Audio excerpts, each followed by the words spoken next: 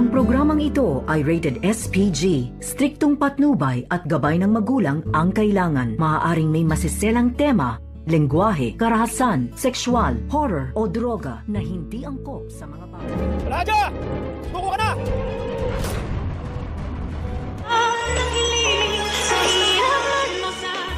Hindi na nga nag-aksaya ng panahon ang mga pulis upang sugurin nga nila ang kinaroroonan na pinagtataguan ni Balahadja at ng kanyang mga kasamahan. Subalit nang makarating nga itong mga pulis doon ay sakto naman na wala na nga doon itong si Don Pepe dahil isinama na nga ito ni Zoe nang ito'y nakita ni Zoe sa likod ng pinagtataguan na tumatakbo na nga itong si Don Pepe at tinutulungan niya nga ito upang makatakas dito kina Moira at Balahadja. At sakto din na hindi nakita ng mga pulis itong si Moira na nasa likod ng bahay kung saan doon nila itinago itong si Don Pepe.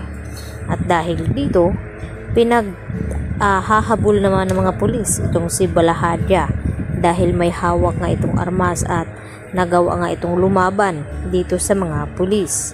At nanaliksik ang mga pulis, ang nakuha nga nila at naabutan doon itong tungkod ni Don Pepe at inuwi at ipinakita dito ni Giselle. Kaya naman, umiiyak ng husto itong si Giselle dahil tila nawala na nga daw siya ng pag-asa na makita pa muli itong kanilang ama.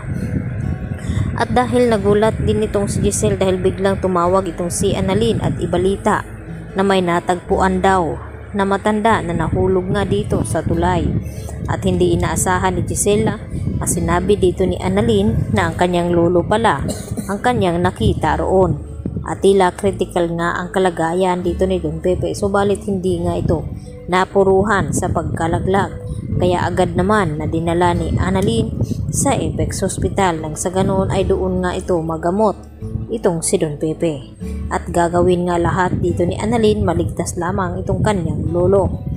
Sa kabilang banda, dito rin na nagkamalay itong si Don Pepe at dito na kinausap ang kanyang mga anak na si Giselle at RJ at nagpapasalamat itong si Don Pepe na binigyan pa daw siya ng panibagong buhay ng may kapal nang sa ganoon makasama pa niya itong sina RJ at Giselle at masabi pa sa kanila kung sino talaga ang nagpakidnap sa kanya. At laking gulat ni RJ nang malaman niya mula kay Don Pepe na ang mastermind pala sa kidnapping ay walang iba kundi itong si Moira at Zoe.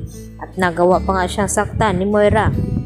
At hindi lang iyon, dahil kinuha ni Don Pepe ang loob ni Zoe nang sa ganon ay matulungan siyang makatakas.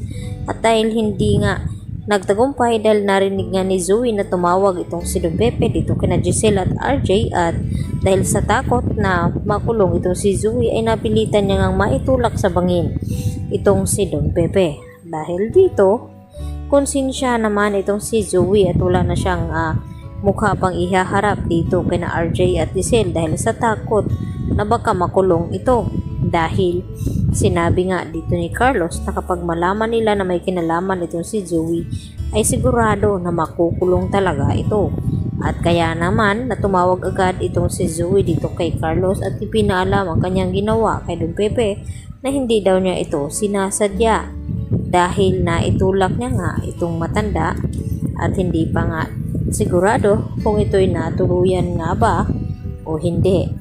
Dahil nga sa mabilis na pangyayari at agad ngang na-rescue agad itong si Don Pepe at agad na dinala sa ospital.